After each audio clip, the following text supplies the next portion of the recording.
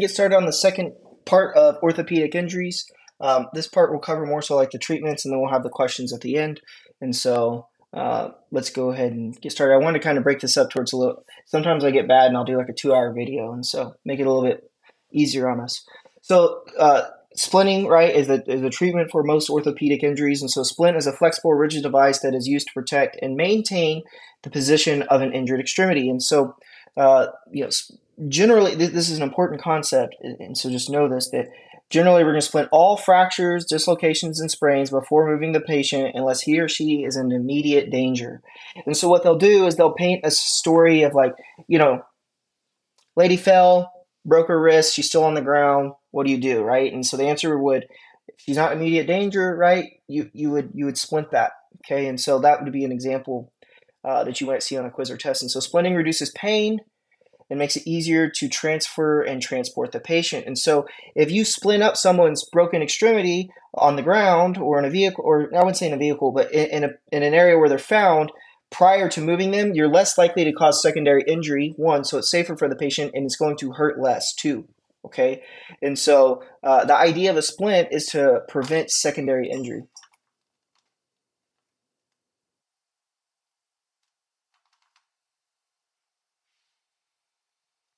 And so splinting will help to prevent further damage to muscles in the spinal cord, peripheral nerves, and blood vessels. We talked about it. Further laceration of the skin, restricting the distal blood flow, excessive bleeding of the tissues, the pain, and the paralysis of these extremities. So the general principles of splinting, these are things that we should do with all splinting, general principles, right? Remove clothing from the area. So a lot of times it's easier just use your trauma shears and cut them off instead of like trying to undress someone. That's a bad idea. So a lot of times you can just cut it off. Now that doesn't mean, let's say someone's wearing a jacket. That doesn't mean you have to cut the whole jacket off. But what we would do is, say they have a broken arm, we would cut it all the way up to the shoulder, right? And just free that extremity, okay? Note and record the patient's neurovascular status. This is before and after intervention. You would want to make sure that that's there. And if it's there beforehand, you need to make sure it's there after your intervention. Okay. Cover open wounds with a dry, sterile dressing. Do not move the patient before splinting an extremity unless there is danger. This is the second time they've said that, so watch out for that on exams, to where you'll think like, oh, I'll just put the patient in the back of the ambulance and then splint it. They want you to splint it first before you move them unless they are in danger. And generally, the idea is to stabilize the joints to where it can't, to prevent further secondary injury. So you want to pad all rigid splints. The reason that is because rigid splints are hard. And so a lot of times they'll come with pad in them. I'll show you what they look like in an upcoming picture. But you don't want to have broken bone laying onto a literal wood board, right? Just straight up like hard, rigid wood. And so a lot of times they'll have padding built into them. You'll see what I mean in class, and I have a picture of some coming up. But generally you want to pad rigid splints. Maintain manual stabilization. So stabilize it manually, the fracture. If you encounter resistance, splint the limb in its deformed position. So if someone's arm is like truly locked up in a broken position and you're trying to put it in a position of comfort or get it to where you can splint it easier and it's not going or it's causing too much pain, just leave it where it's at and splint it where it's at, okay? So again, if you're encountering resistance, we don't fight it. We just leave it where it's at. Immobilize all suspected spinal injuries in a neutral inline position. So again, in multi-system traumas or in significant mechanisms of injury, you would suspect spinal injury along with the other fractures. And so you would want to go ahead and do spinal immobilization precautions. And then lastly, when in doubt, splint it out, right? So just put splints on people when in doubt. It's better to treat these patients and splint them than to ignore it and not, okay? And so this is it as a rigid splint. And so this side of it is like a literal board, like a 2x4 board, like a board. It's not a 2x4, it's like a 1x3. And so it's a board. But on the other side of this, there's a little bit of like padding, like foam padding, but it's still pretty rigid. But it's not so rigid that you're sitting this patient directly onto like wood. It has a support of wood with padding. And so these are rigid splints. We have these at the training center, and so you'll learn how to use these. They're there, they work, but these are what are called rigid splints, okay? And so basically, let's say this guy has a broken tib fib or something like that. you could use this as the splint. Okay, you would put one on each side and then you wrap it, right? Wrap, wrap, wrap, wrap, wrap, and tie it, and that splints it. Okay. Now, the thing about a rigid splint is it takes two people to apply this because someone's going to have to lift the extremity and support it and manually stabilize it while the other person's wrapping it. So this takes a little bit of time, but again, the patient's probably not dying immediately from an isolated fracture. So take your time with this. Be careful. Be thoughtful. Don't rush through this and manipulate it and cause further injury. Now, two situations in which you must splint the limb in the position of the deformity. So let's say that, this is our patient. That's not a good drawing. And let's say the leg looks like this, right? And so it's obviously deformed right here. And so the time that you would need to do that is the deformity is so severe that moving it back is not possible, or it's going to cause further damage. So if they're describing a very, very severe deformity, leave it. Okay, just splint it how you find it. Okay.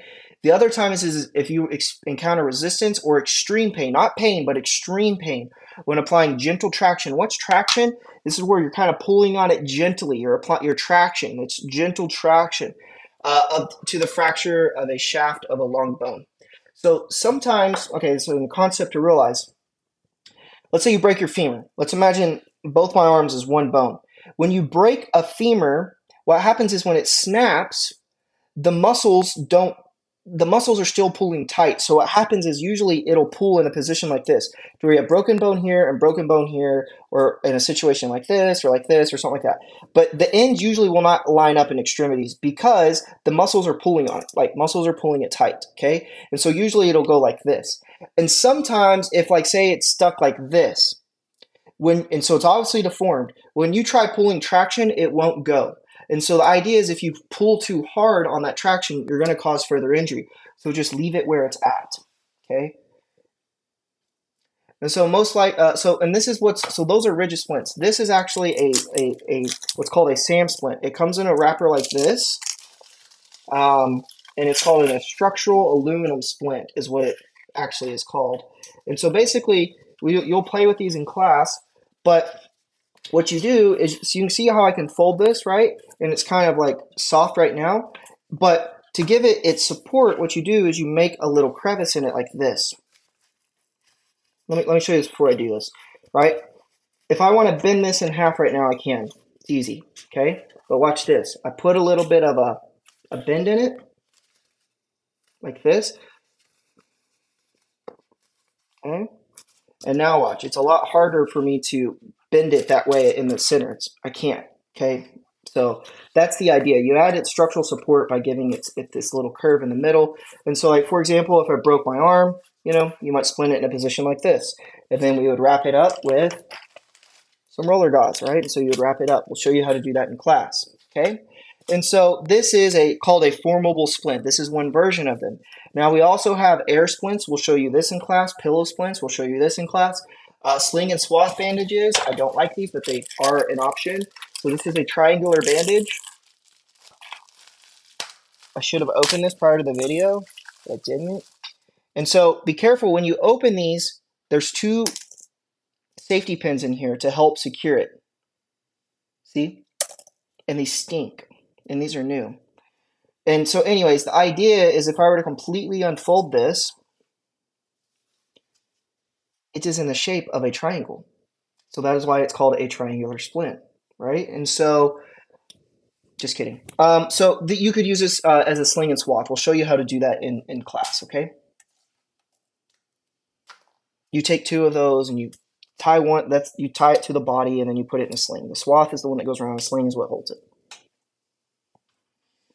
Now, there's a pelvic binder. Again, we will show you this in class. And so basically, if you have a hemorrhage fracture, first off, it takes a tremendous amount of energy to cause a pelvic fracture, but it happens.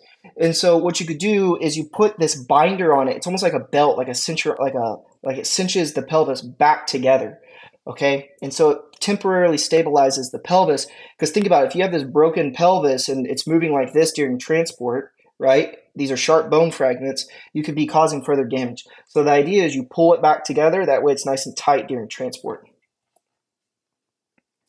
So the hazards of improperly splinting is if you do it too tight, you can compress the nerves, tissues, and blood vessels. This is why we check pulse motor sensation before and after splinting. Okay, you could delay inpatient transport with a life-threatening injury. Again, if there's a bunch of injuries, a bunch of broken bones, a long backboard becomes your splint. That's it. Take them to the hospital. They're going to die if you play on scene too long. Reduction of distal circulation. Again, if you put it too tight, you can also reduce distal circulation. Aggravating the injury. Again, you have a deformity and you're really fighting with it to get it back into its normal position, and you're causing further secondary injury. That we don't do that. Injury to the tissue, nerve, blood vessels, or muscles. Or the bone. You can further break the bone. Now, very few musculoskeletal systems injuries justify the use of excessive speed during transport. So again, the treatment for this patient is splinting, a position of comfort, reassurance, and a really good drive, right? This is where you're going to swerve them potholes, baby, and you're going to be doing everything you can to give them a smooth ride. Saving 5 minutes on your transport is not going to make a positive outcome for this patient. Giving them a smooth ride and limiting secondary injury will. Okay, so be careful with that. Now, I will say this. Pulseless limbs, this is obvious. That does become an emergency. Not necessarily lights and sirens, but it does become an emergency because there's blood flow compromise at that point. Okay? The clavicle, what's the clavicle? It's this bone right here. It's your collarbone. You have two of them right here. Okay? It's one of the most commonly fractured bones in the body. It occurs commonly in children. And so where you see this is patients that will reach out and fall on an outstretched hand. That energy will be able to transfer it up through the arm and into the clavicle, and it will break. Okay, so that's why it's one of the most commonly broken bones in the body. So you see this in contact sports, kids. And so it's a fairly weak bone, all things considered. And so that energy will get transferred up there, and this is the weakest link, and so it'll snap. And so thankfully, the patient will report pain in the shoulder and hold the arm across the body. And so I was telling you that. The patient will self-splint. So when you arrive on scene, the patient's going to look like this. They're going to have their arm across their body, holding it like this in a position of comfort. Okay, that's a classical, that someone broke their clavicle. Okay, and they would have swelling and point tenderness. What's point tenderness? They're going to point exactly where that fracture is, almost like they have x-ray vision. Now, fracture to the scapula. What's the scapula? That's the triangular bone on your back, right? You have them on both shoulders. And so the fractures of the scapula occur much less frequently because the bone is well protected by many large muscles. You can break the scapula. That would take a very large amount of energy and would be astronomically rare, but it can happen, obviously. And so almost always from the result of a forceful direct blow to the back, i.e. a baseball bat to the back, right there on the scapula. Yes, you would break it then.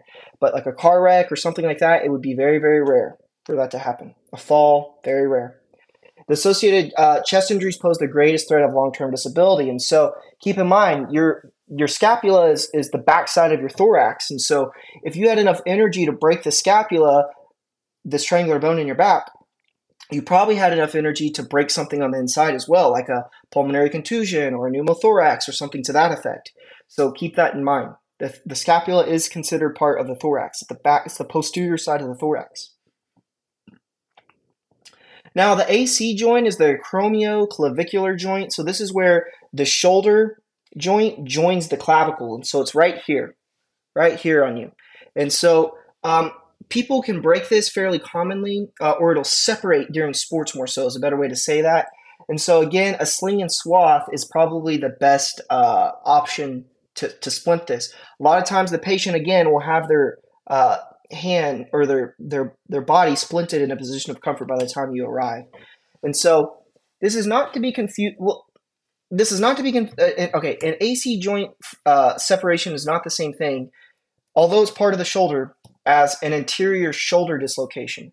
And so this is the normal humerus, right? So the humerus is this bone in this your arm bone right up here. And so you can feel the ball of the humerus right here in the top of your arm. It's going into your shoulder.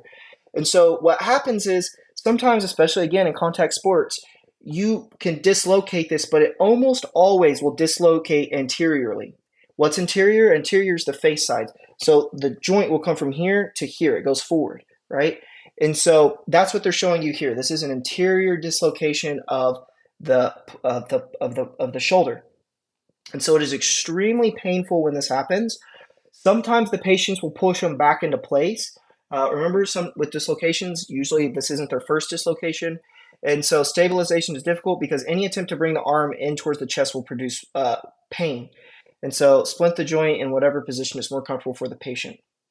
Now, don't fall into the trap. You're not an orthopedic surgeon. We do not reduce these in the field, okay? And so don't think like, oh, my shoulder does this too, so I'm going to do this motion and we're just going to push it back. We don't do that, okay? You're not trained in that. We don't do that, so leave it alone. Splint it in a position of comfort. We do not reduce fractures. We do not reduce dislocations ever. It's the wrong answer. Don't pick it. Now, fracture of the humerus. This is again the big bone in your upper arm, and so this can be caused again by a fall on an outstretched arm. And so this is one of the times where we might use what's called traction.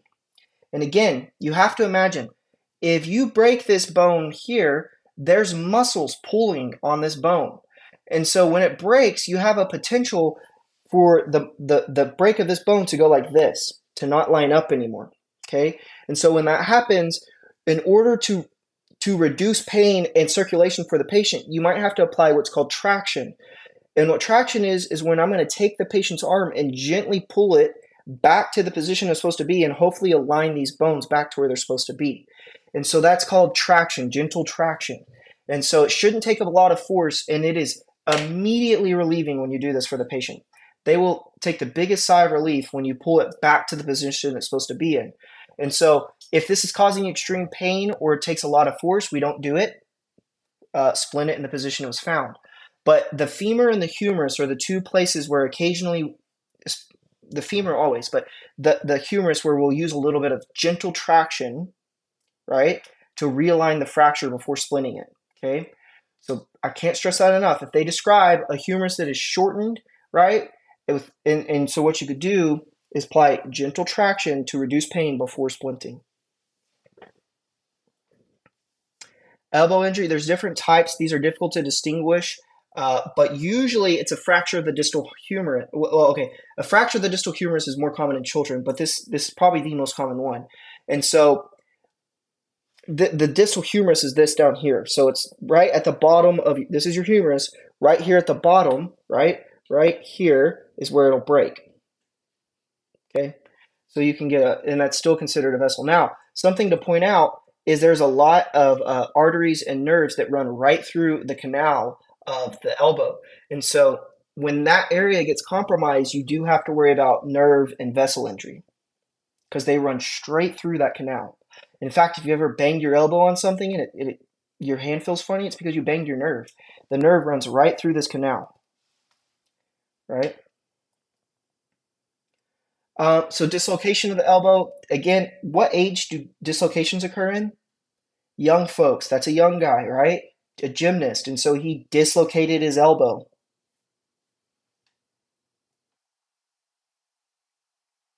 Now, fracture of the Ulcranian process of the ulna. Okay, this is the ulna, right? And so what? Yeah, the ulna. It's on the pinky side. And so there is a little what's called a process, which is a little this prominent right here. You can break that off, okay? And so that's usually from a direct blow or like a fall where you land on your elbow. And so obviously it's going to be very, very painful.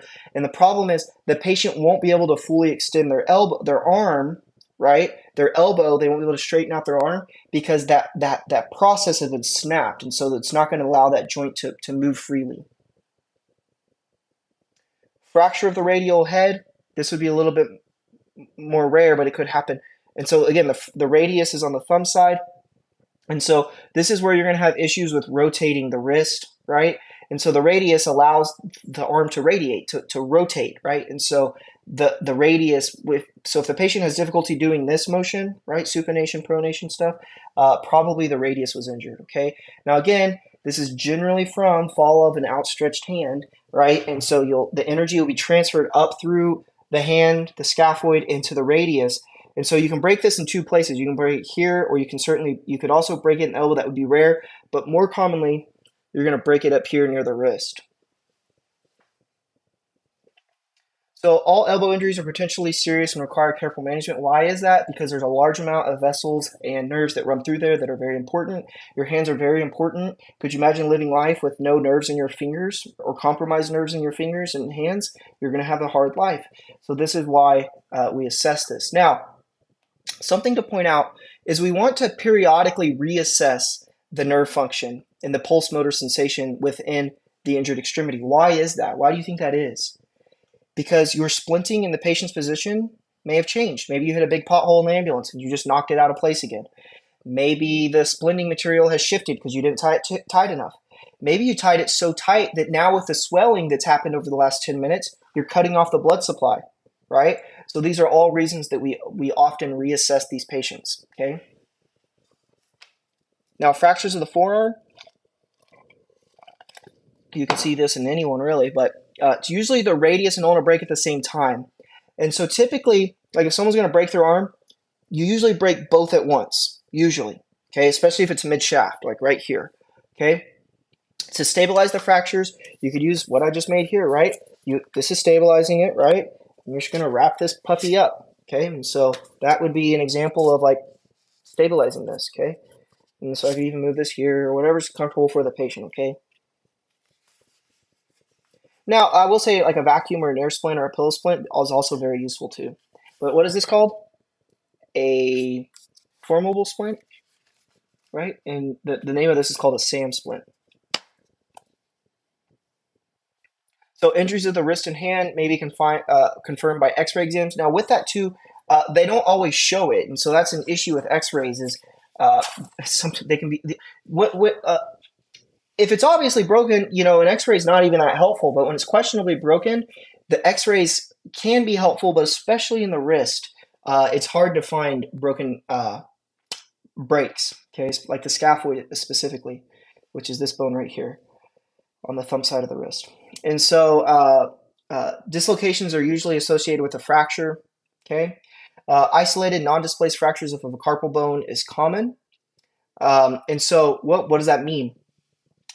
You can break this bone, the carpal, which is the wrist, but it's not displaced. It's non-displaced, meaning it's where it's supposed to be, but it absorbed more energy than it could handle, and so it still broke, but it's in the position it's supposed to be. So what does that mean? You're not going to see severe deformity.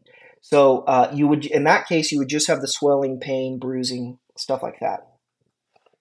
Any questionable wrist injury should be splinted and evaluated in the ED. And so fractures of the pelvis, this is an open pelvic fracture. This is obviously gnarly and tremendous. It takes a tremendous amount of energy to do this, but it is possible. Obviously, here's a human with it happening. But there's a lot of vessels that run through here, right? The iliacs, the femoral, right? And so because organs of reproduction and digestion are down here, and there's a lot of muscle, right? And so the issue is you have to worry about blood loss. The pelvis can hold like 1 liter or 2 of blood in it, at least. And so you could take a quarter of all your blood and have it sitting in the pelvis easily. And so this is why you have to worry about blood loss and hemorrhagic shock, okay? And so open fractures, granted I showed you an open fracture, are uncommon. I've only seen this once. And so they are fairly uncommon, but bone fragments can lacerate the rectum, vagina, and bladder. So you have to worry when you start lacerating these structures, if the rectum starts releasing its bacteria and poop in the peritoneum, or even the retroperitoneal space, that's a bad deal. Like you're going to have infection. And so this is obviously a very major surgical case. And so suspected fracture of the pelvis in any patient who has sustained a high velocity injury, right, and complains of discomfort in the lower back or abdomen, okay? And so assess for tenderness. So this is where you rock the pelvis, or you could rock the pelvis if it's questionable. We'll show you what this looks like in class. Injury to the bladder or the urethra may cause lower abdominal tenderness and evidence of hematuria. What's that? That's blood in the urine. That's how you rock the pelvis, right? And so to assess for tenderness or instability of the pelvic region, place your hands over the lateral aspects of each iliac crest. That's like where you'd put your hands on your pelvis out here, right? And you're going to gently compress the pelvis. So you're squeezing in, and then you're going to go on the inside and push out, right? And then you're going to go in and I have never done this, but you would palpate the pubic symphysis with the palm of your hand. Okay. If someone has a broken pelvis, they're going to scream at the first time that you touch them like this. And so if they're screaming out in pain, you could assume it's positive. You can stop. You don't have to keep going. Now, that's the pelvis. Now, I will say what's more common than an open pelvic book fracture is to break off the iliac crest right here. So a patient falls and the energy is caught right here in the iliac crest and it'll pop that piece off, okay? So that's probably the more common way that'll happen. Now, dislocation of the hip. Does this look like an old body or a young body? Looks like a young person to me. Again, this happens in young people. Learn from my mistakes. I was a brand new EMT, and we had this guy who was in a very major car wreck on 281 in Stephenville. He was like 21-year-old cowboy, very fit, very muscular, and so he had a head injury and he was combative, and so anyways, we ended up saying we moved him to the ambulance, right? And so put him on the back room in the ambulance. We noticed that his leg looks like this. It literally looks like this, and it was very swollen, and you can even see that here. His leg is swollen. That's more swollen than this one. And so what we decided was, okay, he has a broken femur in all of our wisdom. And so we applied a traction splint. I'll show you what this is, but this is a device that pulls traction on the leg to hopefully relieve the pain. Well, as we're pulling more and more traction with this machine, he starts screaming out in pain. And he's in so much pain, he starts like swinging at us. He's very angry, and he's bleeding from his mouth. So we're like, all right, he has a head injury, so let's intubate him. So we intubate him. We put him to sleep, paralyze him. We put a tube in his throat, and it turns out he had a dislocated hip. He did not have a broken hip. He did not have a broken femur. He had a dislocated hip.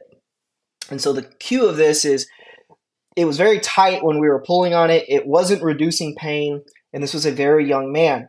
And so young people tend to dislocate before they will fracture. That's an important concept I keep saying. And so just keep that in mind. And so most dislocations are posterior. This is a posterior hip dislocation, meaning it's going back towards the butt cheeks, right? It's going that way. And so suspected dislocation, a patient who has been in an automobile crash and has a contusional laceration or obvious fracture of the knee region. Why is that? You're driving down the road and you hit a brick wall. In this case, this guy hit another vehicle, his head on, in an old truck, like a 1980s truck. And so what happens is he went forward into the dash and the dash went into him. And so his knees took all that energy and it pushed his femur beyond his pelvis. And so that's a posterior hip dislocation. And so that's how this happened, okay? And so posterior dislocation is frequently complicated by injury to the sciatic nerve. So you have to worry about nerve injury. And so this is just an issue, right? And so they're going to have severe pain in the hip. This guy was really fighting and resisting us, putting him in a traction splint. Probably shouldn't have done that, learned from my mistakes. And it was obviously very tender to palpation, okay? And so this is why we do not attempt to dislocate or to reduce the dislocated hip in the field. So you just splint it where it's at, place the patient on a backboard, support it with pillows, position of comfort, secure them with long straps, and provide prompt transport. And we did none of that. We applied a traction splint, and that was wrong. And so, we flew him to GPS, and the crew called us, and they're like, "Oh, that was a dislocation, not a fracture." So live and learn. Anyways, common fracture. So the proximal femur. What's the femur? This is your thigh bone. Okay, and so when you hear of a fracture of the proximal femur, I need you to know that this is called a broken hip. So when we say, "Oh, they broke their hip," we're talking about this. And so this is the pelvis right here, okay? And so what happens is you break it right there at the neck of the femur. It's broken right here. And what this does is it creates shortening and external rotation of the affected extremity. And so the reason for this is because the muscles have pulled this tight. So the leg's going to look shorter because it is shorter because the muscles have pulled it tighter than what it is. And it externally rotates almost always because of the way the cookie crumbles, okay? And so the patient displays characteristic deformity. They'll lie with the leg externally rotated. The injured limb is usually shorter than the opposite uninjured limb. And so you'll see this. It's called Again, they'll say like, oh, it's shortened with external rotation. They're talking about this picture right here. Notice this leg is short, this leg is shortened, and it is rotated outward, right? It's externally rotated. And so these are very, very, very common. I can almost guarantee you'll run a broken hip on your ambulance rotations. You run these almost every shift, okay? This is a bad design by God, and so this breaks very common when old ladies or old men fall. Very painful. And so what you do in this case is I call it the scoop stretcher, which I call the broken hip stretcher. In order to get them up off the ground, what I'll do is just take apart the scoop stretcher and scoop it underneath them, lift them up, place them on the stretcher, okay? And so that's how I use this, okay? That's how I treat these patients. Now, you can splint the lower extremity. A lot of times I don't, but you could technically splint it. Now, that is a hip fracture, the proximal femur, right? Proximal meaning the beginning of it. This is up here near your pelvis. Now, the shaft of the femur, more than likely this guy broke it right here. And so look at this picture right here.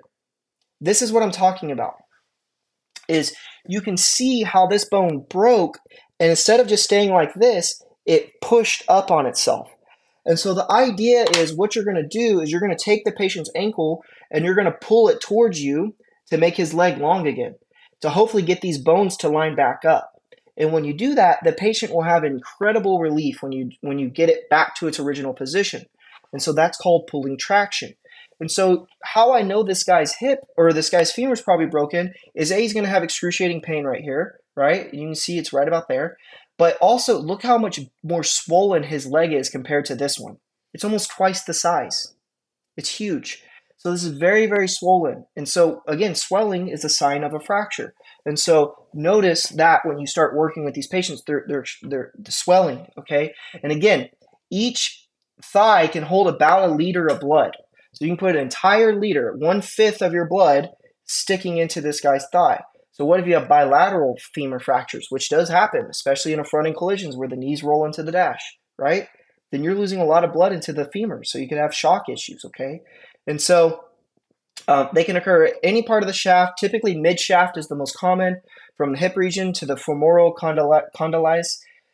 This is down here, or just above the knee joint is what that is. And so large muscles of the thigh spasm in an attempt to splint the unstable limb, but this will shorten the limb, okay?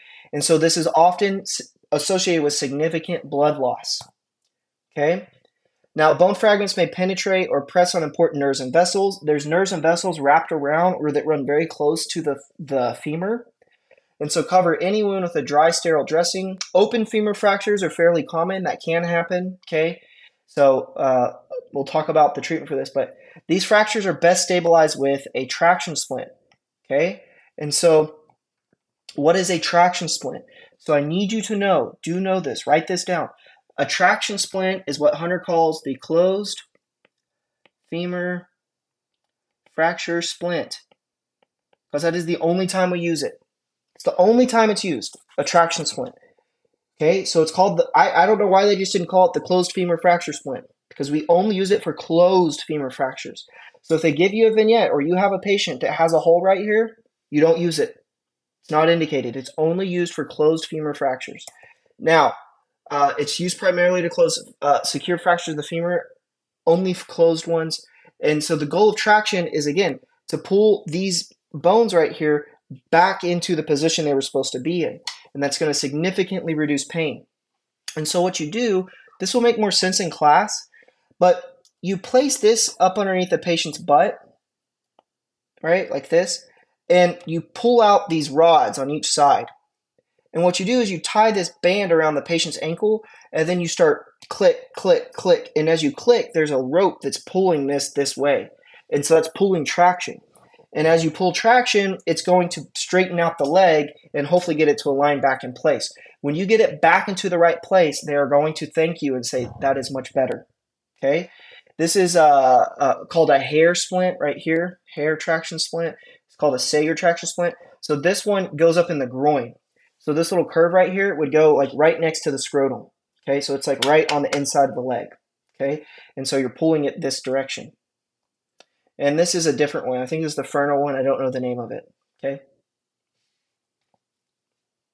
And so we don't use a traction splint on injuries of the upper extremities. Again, this is the closed femur fracture splint. We don't use it injuries close to or involving the knee. We don't use this on injuries of the pelvis. Again, it's going to make it worse. You'd probably just pull it further. Partial amputations or avulsions with bone separation. You're not going to know that with uh, without an X-ray probably. And lower leg, foot, or ankle injury. So what does that mean? Let's say the patient definitely has a broken femur. You you and okay, let's say they're a broken femur. Yes, you could use a traction splint. But let's say they have a tib fib fracture as well. Let's say there's deformity at the tib fib or at the ankle. Then you can no longer use this device. So again, this is the isolated closed femur fracture splinter, the traction splint. Injuries of the knee ligament, you see this a lot in young, well, really any age, but especially athletes like soccer players and stuff like that, basketball players. But you can injure the ligaments, the ACL, MCL, right? All those guys. You can also dislocate the patella. And so the patella is the kneecap. And so that is a bone that's held together with ligaments.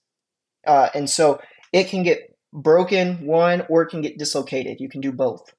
Okay. And then, so, of course, you can break the bony elements of the knee as well, like the bottom of the femur, the top of the tibia. And so with the knee ligament injuries, remember, ligaments hold bone to bone. And so tendons hold muscle to bone.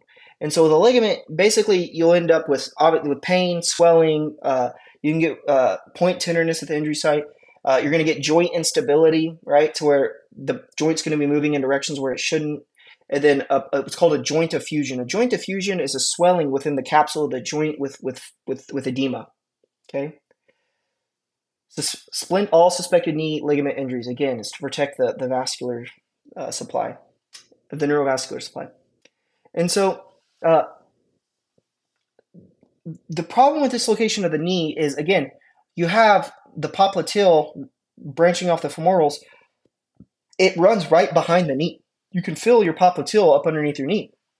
And so, and the knees and the vessels run through there, and they go here and they go here. And so you can also compromise those as well. And so these ligaments more likely they get torn. So instead of just getting like sprained or strained, right, or sprained, they actually get fully torn and severed. Okay, and so that is the issue with knee dislocation. Now, that's when you break the MCL or ACL or something like that, MCL. But you could also just get like it could just be truly dislocated, meaning it popped out of the joint and now it's out in the wrong direction. And so this is a posterior dislocation. It makes sense. You can see the femur's going this way, but the tib fib is like way down south. It's not where it's supposed to be. You can see this looks like a dislocated patella more so to me, but maybe the whole knee is dislocated this way laterally. I don't think this is a medial dislocation. If it was medial, it would go this way. So anyways, you have to worry about the life-threatening popliteal artery disruption. Again, there's a huge artery. You can feel it. You can palpate this. We'll show you this in class. You can find this right now in this video. Fill up underneath your knee on the back side, the posterior side. Dig around until you feel an artery. That's your popliteal artery. And so you can, if you disrupt the knee's direction further enough, you can disrupt that artery and break it, compromise it. You can kink it. You can blow it up. You can lacerate it. All the above, right? And so that's the issue. Injure the nerves, joint instability, right? So again, we splint it, transport them to the hospital, assess the pulses above and below the injury. And so fractures about the knee, again, this will happen if you fracture it. It's going to be the distal femur, meaning the far end of the femur, right above your knee, or right below your knee is going to be the proximal end of the tibia or the patella itself. The patella is the kneecap. Okay. If there is an adequate distal pulse with no significant deformity, you'll just splint the limb with the knee straight.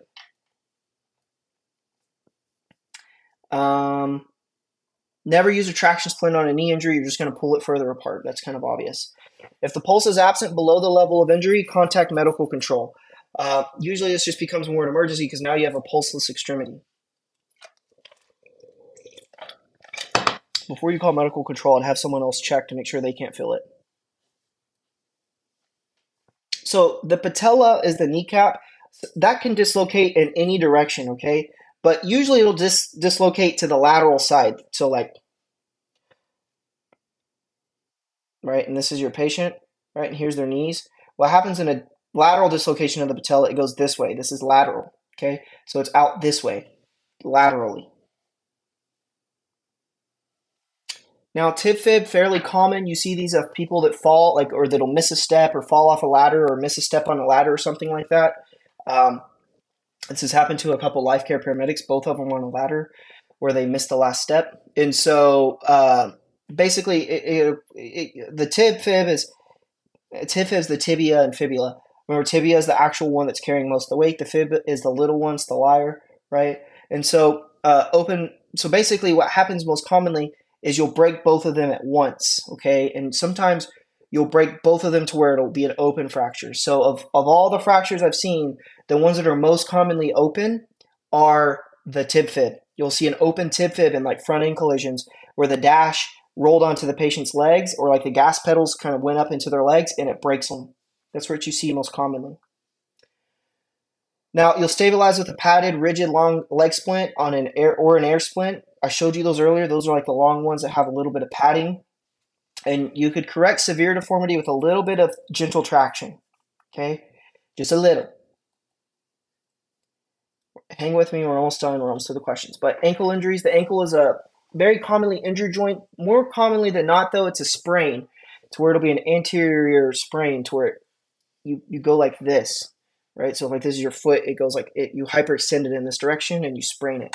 It's like someone stepping in a hole or missing a step or something like that, or tripping, right? And so ankles hurt really bad when they're broken because it takes a lot of weight. This area is taking a lot of your weight, and so the general rule, all of these patients get transported to the hospital, but a general rule, if the patient can bear weight on it, it's not broken, okay?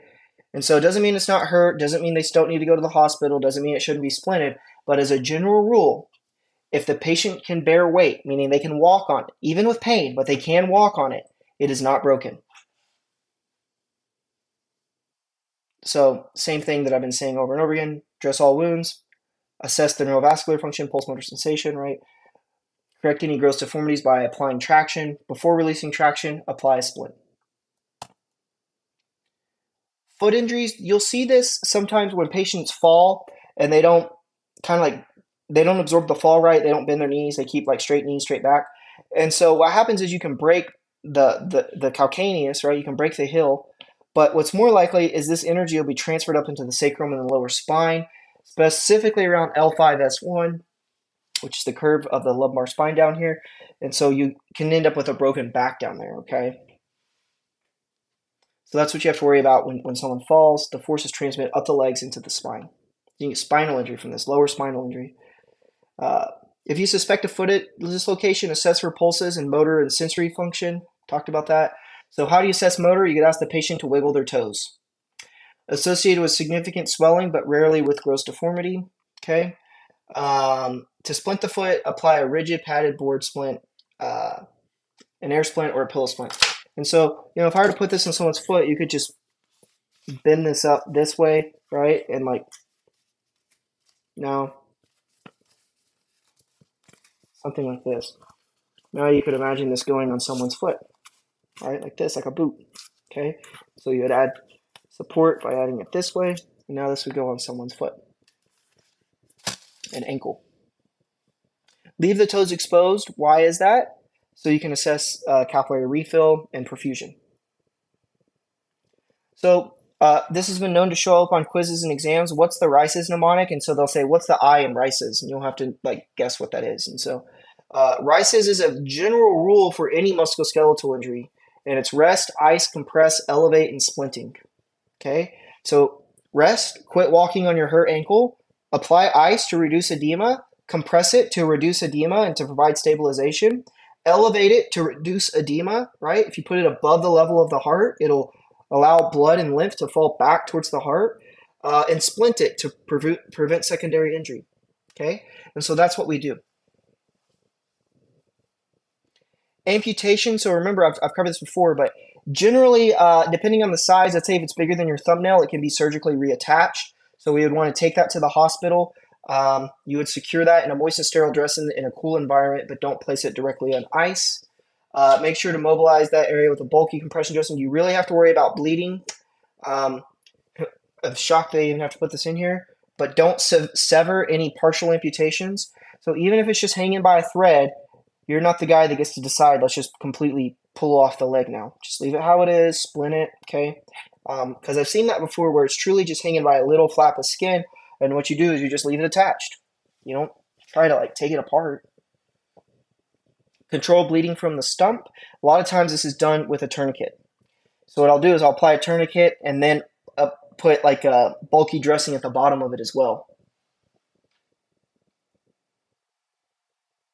So again, with the complete amputation, wrap the clean part in a sterile dressing and place it in a plastic bag. You could try to keep this cool, but do not place it directly on ice. Do not allow the tissue to freeze. Let me say something about amputation too. If a patient is like stuck in machinery to where a surgeon needs to fly out and amputate this patient like while they're stuck in the machine, most helicopter services have contracts to do that, to where they'll be contracted with a surgeon who will fly out to the scene and remove it at the scene. I listened to a case study in the city of Frisco where like the guy was digging a ditch with like the thing, looks like a big chainsaw that digs ditch, and his leg got caught up in it, and they couldn't get it out. And so that a surgeon PHI ended up flying to the scene with a surgeon, and they amputated it right there in the field. Gnarly. Now, we've talked about this, but let's refresh our memory. What is compartment syndrome? So this happens in extremities, mainly with a fractured tibia or a forearm, right? It can happen in any of them. It can happen in the femur as well. It can happen in any of them. Happen in any of the extremities. And so what happens is as pressure builds up in these compartments, remember, the muscle is surrounded by a fibrous substance called fascia. And fascia is spelt weird. It's spelt like this. And so that's fascia. And so as the swelling of that area continues to swell, it's in a confined compartment with the fascia to where it can swell so much over a period of time, a few hours usually, that it can cut off blood supply going further. And so you can respect that here. This leg is very, very, very swollen, okay? And so compared to a normal one, see how tight this skin is? And so what's happening is you have to worry that blood cannot get further down in this leg. So what's the hallmark of compartment syndrome? Extreme pain out of proportion with the injury or the presentation. And, or if there's not a fracture here, let's say it's like caused by infection, passive range of motion will cause extreme pain. So basically, let's just say this is caused by like a bacteria. And so there's all this swelling from this infection. Just moving the leg passively will cause extreme pain, okay? And so usually compartment syndrome happens from, again, bleeding into the compartment, right? From bleeding from trauma, from being crushed, okay? The compartment being crushed. And so, again, you're going to have an issue with blood coming in and out when it was crushed, and the return of blood to an ischemic limb. And so what this means is, okay, we'll cover this. If you were to apply a tourniquet up here on this patient and pop that tourniquet like 5 hours later, right, you take it off, that's going to be very painful because blood that is built up in this compartment is now going back towards the heart. That creates pain. But the cells down here may have exploded. And when they exploded, as blood will come back in here, this will create what's called a reperfusion injury, to where when that leg's reperfused, these cells will lyse, and so basically it will swell. And so this can lead to compartment syndrome. So the popping of the tourniquet is what causes the issue, because the reperfusion will cause cellular damage and allow the cellular damage to take its place. And so you end up with a reperfusion injury. It can lead to compartment syndrome. And so it's pain that is out of proportion with the injury is the hallmark sign. Pain on passive stretching of the muscles within the compartment. Again, now if they have a broken bone, this is not reliable because that's going to hurt as well. Pallor means it's whitish in color. It doesn't have good skin color. Decreased capillary field, stuff like that. That tells you there's lack of perfusion, again, because there's not enough blood going down. Decreased sensation, again, the nerves are being pushed on, so they're not going to work very well. Decreased power, again, the nerves and muscles are being injured, so they're not going to work very well. So you'd be like, what is this gnarly cut on this leg? That's called a fasciotomy. So what they did is they came in here and they opened up this compartment down to the fascia to allow that pressure to escape. So you see a fasciotomy performed in compartment syndrome. Where else do you see this performed? Where else can you get compartment syndrome? It's a form of trauma. It's burns. So we do fasciotomy in burns as well. Same thing you're seeing here. They're opening up these compartments to relieve the pressure. Okay. Now, obviously, we're not doing this. Surgeons are doing this, but that's the definitive treatment. And so the idea is you'll splint the affected limb and you'll try to keep it at the level of the heart. You certainly don't want it below the level of the heart because that's going to further increase the swelling. Transport it immediately and reassess neurovascular status during the transport. Now we're to the question portion. Like I said, I have not looked at these yet, so we'll do it live together. It's just 10 quick questions. If you want to look at the question, you can just hit pause on the YouTube and pause it and or screenshot these. So skeletal muscle is referred to as, told you this, it's striated muscle. Now, some of you might think, well, we did cover autonomic muscle. This is automatic muscle, right? So this is like the muscle that like the uterus or stuff like that, stuff that you do not have control of. It's automatic. Okay. So again, the uterus, you don't have conscious control of that, and the uterus is made of smooth muscle. So all those are good smooth muscle examples. Okay. Remember, we call it striated muscle because it looks like it has striations. If you ever looked at a piece of steak or flank steak or something like that, it travels in lines. Striated. All right. You respond to a soccer game for a 16-year-old male with severe ankle pain. When you deliver him to the hospital, the physician tells you that he suspects a sprain. This means that, so they're basically saying, what is a sprain? There's a disruption of the joint and the bone ends are no longer in contact. No, that's called a dislocation. The patient has a complete fracture that passes only partway through, an incomplete fracture that passes only partway through the bone. No, that's called an incomplete fracture. So no. Stretching or tearing of the ligaments with partial or temporary dislocation of the bone ends has occurred. Yes, that sounds about right. Let's read the last one to make sure. The muscle of the ankle has been severely stretched, resulting in displacement of the bones from the joint. No, that's called wait, I just got this backwards again. They're asking what a sprain is, so this is going to be ligaments. And so, yeah, it is this one. Now, a strain is the muscles, and so a strain is the tendons, and so that's going to be a muscle issue. Okay, so this bottom one, that's going to be a strain with a T because it has tendons. Remember, tendons connect muscle to bone. Okay.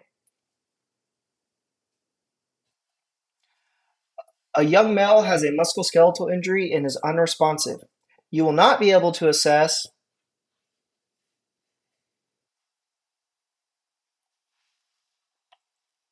sensory motor functions. How are you going to tell him to wiggle his toes? So, sensory and motor function.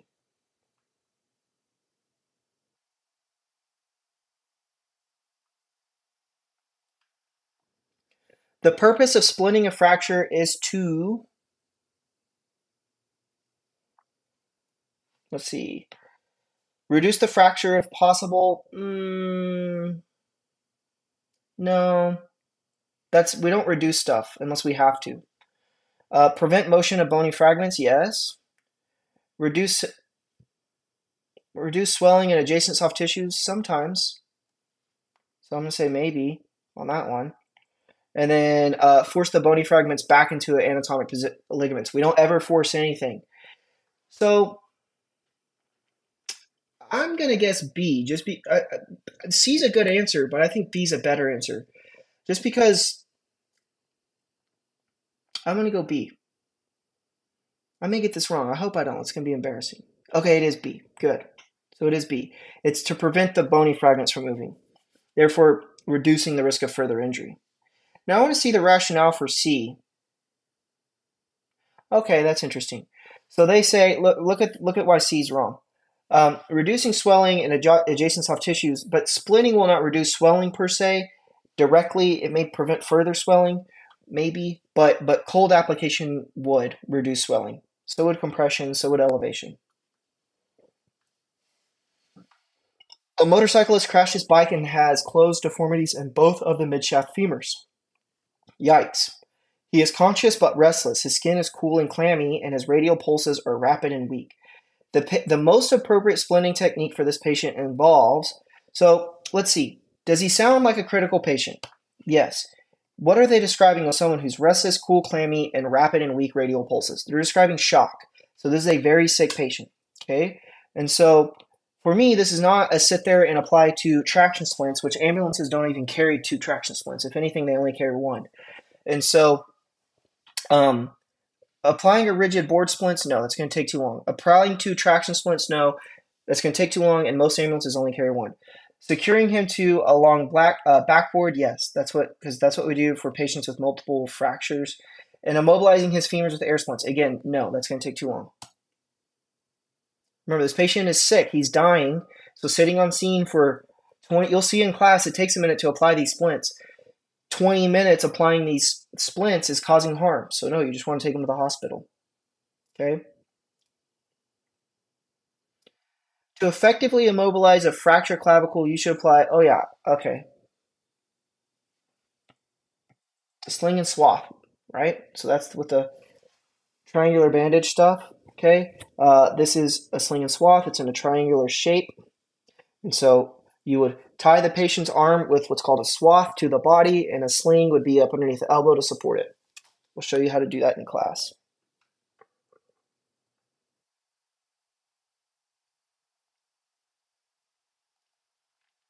A patient tripped, fell, and landed on her elbow. Ouch. She is in severe pain and has obvious deformity to her elbow. You should. So this is saying you should assess distal pulses. Yes, remember there's a large amount of um, vessels and especially nerves going below there. Manually stabilize her injury. Eventually, yes, but I want to assess pulses first. Assess her elbow for crepitus. Not really. It's just going to elicit pain, and it's not necessary. To not often do I intentionally try to elicit crepitus. Remember, crepitus is the sound and or sensation of two bone ends rubbing together. Apply rigid board splint to her arm. Maybe eventually, but first we need to assess neurovascular function, pulse motor sensation. Oh, I got it wrong again. I still think you should assess distal pulses. Let's see. Let's read it. It's 2 videos in a row. I got one wrong. Maybe I should start looking at these before I start posting these videos. So what does the question say? A patient tripped and fell and landed on her elbow. She is in severe pain and has obvious deformity to her elbow. You should, when caring for a patient with an orthopedic injury, you should first manually stabilize the injury site. This will prevent further injury. You should then assess pulse, motor function, and sensory sensation distal to the injury. I'm not the one writing the books, but I would disagree with that. And this is, let me just explain why. Okay. This is the consequence of working in the field for a while is you develop, quote, bad habits to where I would not do that. I would, because it takes like a half a second to like, while you're walking up to the patient, where you hurt, man, to like check, cap, refill, wiggle your fingers and grab a radial pulse, right? And so I really would do that before I would splint. I check PMS before and after interventions. And I stand by. I think that is a better thing to do. So gosh, 2 L's caught in 4K. What do you do? I still think you should. I still think you should assess pulse motor sensation before any intervention. Oh well, learn from my mistakes. Whoops. All right. When treating it, if I get another one wrong, I'm ending the video. When treating an open extremity fracture, you should. Okay, open extremity fracture. You should.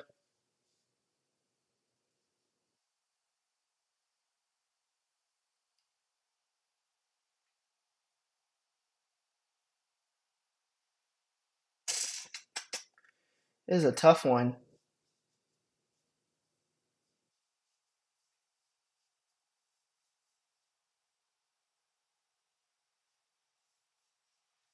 trying to remember what I said on this one. I really don't know. I'm afraid I'm going to get it wrong again.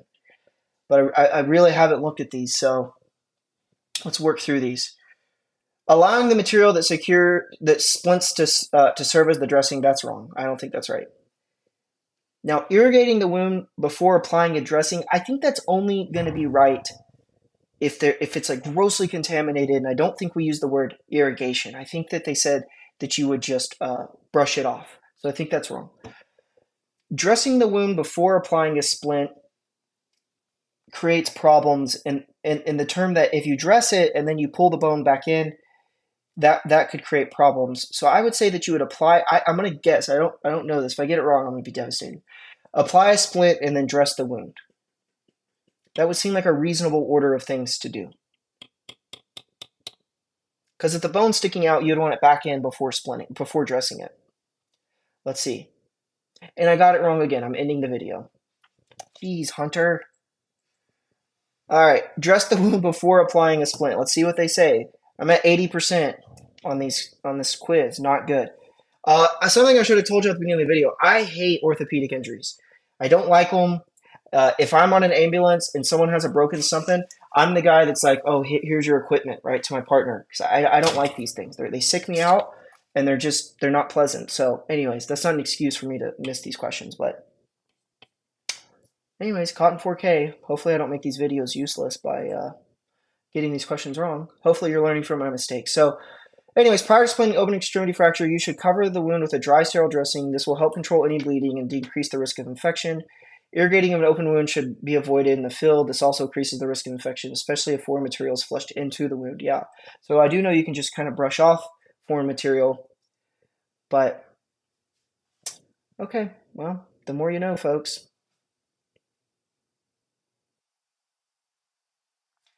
I'm not actually going to end the video. We're going to do the last two questions. Which of the following musculoskeletal injuries has the greatest risk for shock due to blood loss?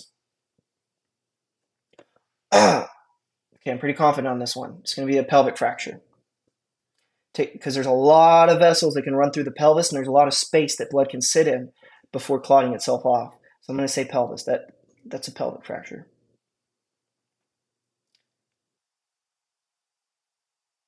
And so this is what I was saying earlier. Bilateral femur fractures can also cause severe blood loss. You can fit an entire Evian water bottle into each femur. It's a lot of blood.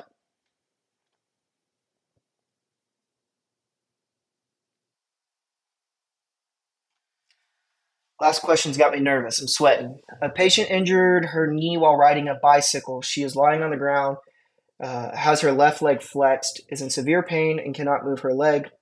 Your assessment reveals obvious deformity to her left knee. Distal pulses are present and strong. The most appropriate treatment for her injury involves.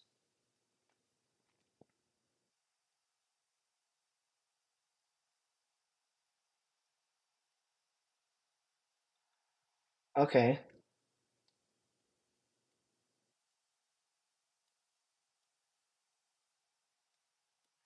So I think the key word here is that she cannot move her leg.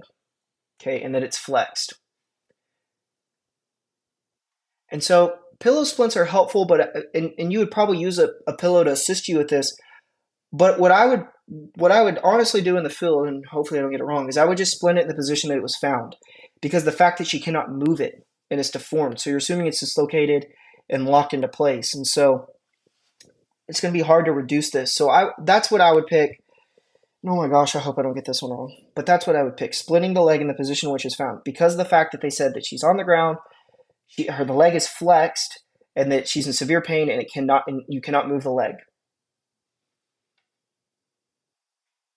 Good, I got it right. Thank God. All right, so yeah, that just sounds like it's dislocated. So dislocations, they tend to be real rigid to where they're like locked into place, so you can't move them. All right, there's the rationale for that. All right, so I guess I need to study orthopedic injuries before taking my board exams, because I don't know what I'm doing. And so with that, I hope you learned from those. I do make mistakes on these. I think that I am going to continue to not look at the questions before doing it, so hopefully I can share with you my thoughts of why I think these answers are right and how I'm getting there. So that's it. I appreciate your attention.